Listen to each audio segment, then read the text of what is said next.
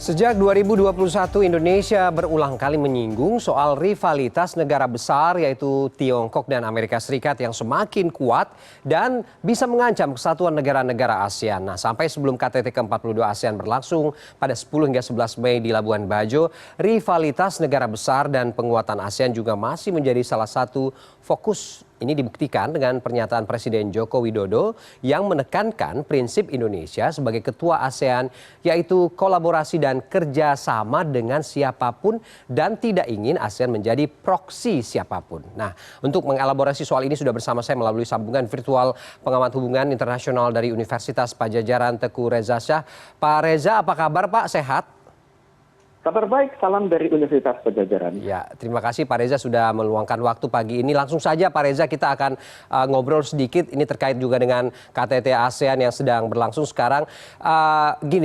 ASEAN kini menghadapi geopolitik yang kita lihat semakin meningkat akibat adanya persaingan kekuatan besar seperti konflik yang muncul di Laut Cina Selatan. Nah, apakah kemudian Pak Reza melihat ini akan menjadi peringatan kita bersama bahwa situasinya menurut sebagian orang ini menyerupai era perang dingin, atau Pak Reza punya perspektif lain soal ini? Iya, analogi perang dingin itu tepat ya, tapi kita tentunya berharap yang namanya perang itu tidak terjadi ya. Di mana saat ini kita melihat dua kekuatan besar tersebut, yakni Amerika Serikat dan Republik Rakyat Cina, itu saling bersaing memperluas pengaruh.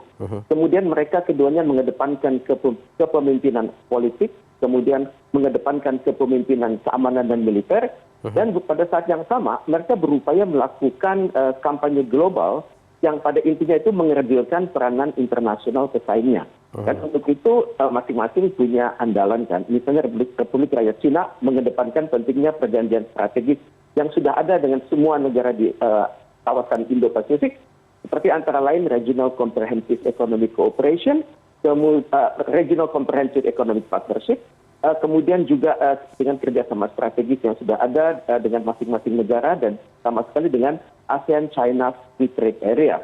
Kemudian pada saat yang sama juga Amerika Serikat mengedepankan perjanjian serupa dengan nama Asia Pacific Economic Cooperation. Kemudian juga di tengah-tengah ini ASEAN berupaya bermain cantik dengan mengedepankan ASEAN Free Trade Area, kemudian ASEAN Outlook on Indo-Pacific. Jadi situasinya saya harap sedang, tapi tidak berujung pada konflik karena semua kita sadar kalau terjadi konflik maka ASEAN adalah negara yang paling terdampak, maka pertumbuhan ekonomi kita itu akan hancur dan juga akan berdampak kepada perluasan konflik ke wilayah yang lebih luas, terutama sekali di Indo-Pasifik, dan di sana sudah ada ASEAN plus 3, China, Korea Selatan, dan Jepang. Jadi saya sangat berharap perang dingin seperti ini tidak perlu lama-lama, di mana kedua kekuatan besar ini mengubah persaingan menjadi kerjasama. Oke, tapi Pak Reza, selain itu di negara-negara yang mengalami perubahan cuaca ekstrim akibat pemanasan global, ini apakah kemudian kita hidup di era ganda dan dunia yang terfragmentasi, Pak? Memang ini berjalan serentak ya, di mana saya perhatikan cuaca ekstrim ini sudah terjadi akibat proses industrialisasi 150 tahunan silam, di mana penggunaan energi secara tidak terkendali itu terjadi, dan juga aktivitas manusia dalam menggunakan energi ini juga tidak terkelola dengan baik, sehingga yang terlahir adalah efek rumah kaca kan. Dan juga pada saat yang sama rivalitas antar blok dagang dan blok militer pasca Perang Dunia Kedua juga berpengaruh atas terkurasnya energi fosil secara sembrono, tanpa dunia pernah berpikir panjang akan perlunya energi terbarukan dan energi hijau.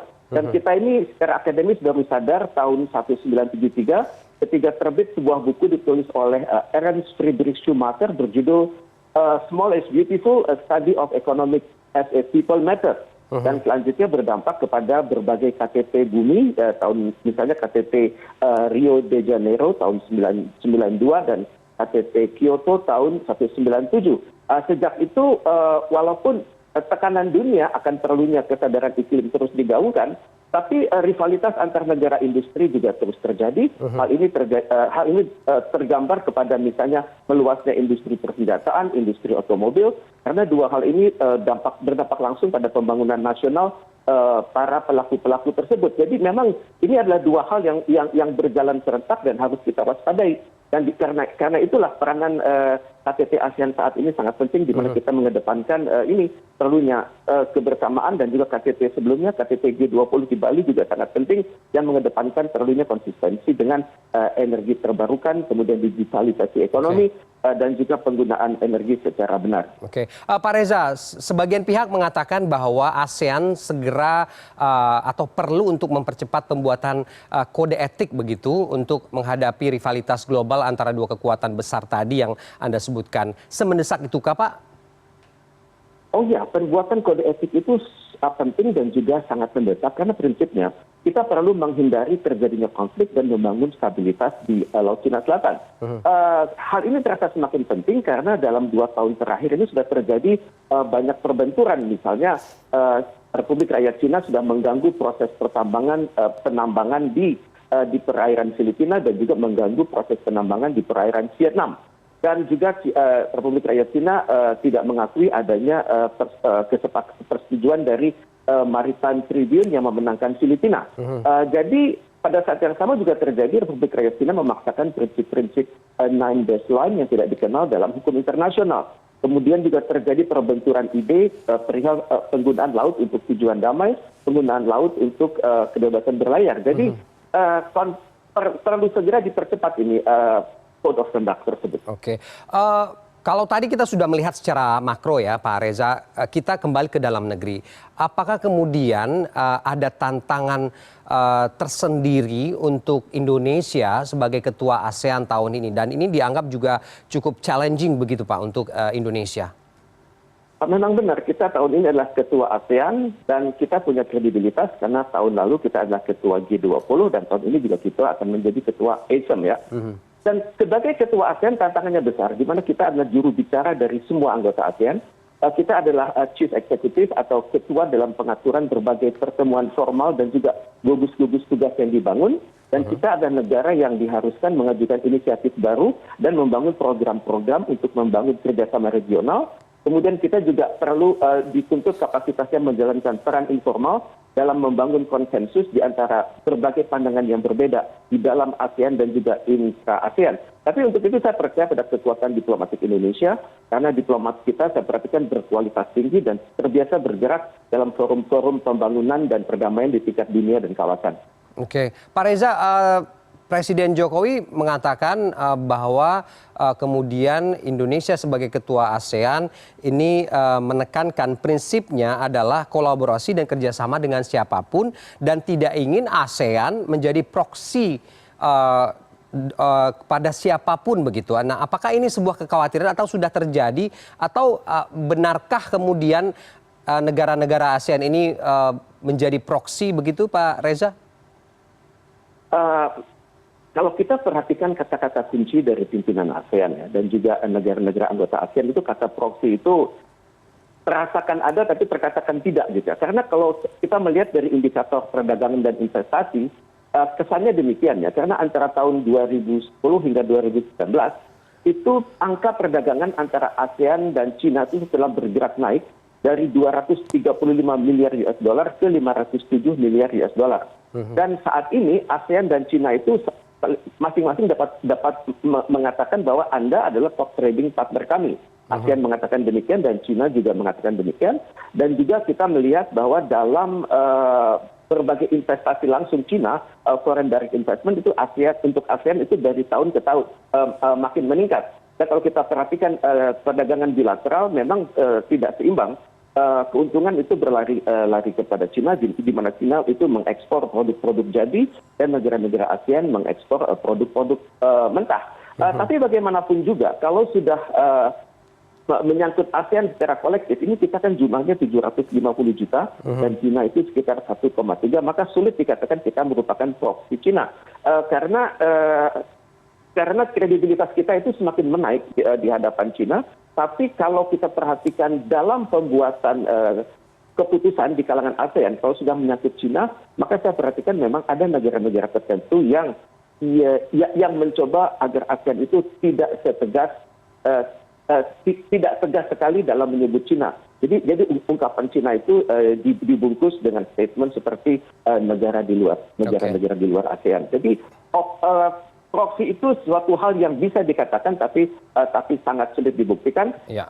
Sangat sulit dibuktikan, tapi bagus juga Presiden Indonesia mengemukakan kata kunci inti ini untuk menjadarkan kita semua bahwa ASEAN itu jangan pernah menjadi proksi dari siapapun.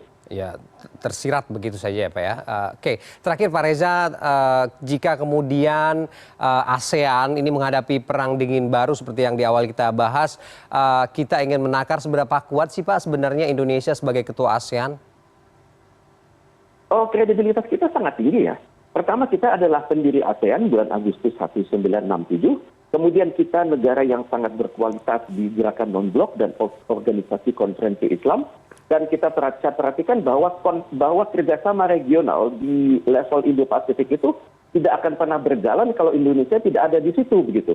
Jadi kerjasama seperti Regional Comprehensive Economic Partnership, kemudian Asia Pacific Economic Cooperation, kemudian Indian Ocean Rim Association, itu hanya bisa berjalan dengan baik kalau ada Indonesia.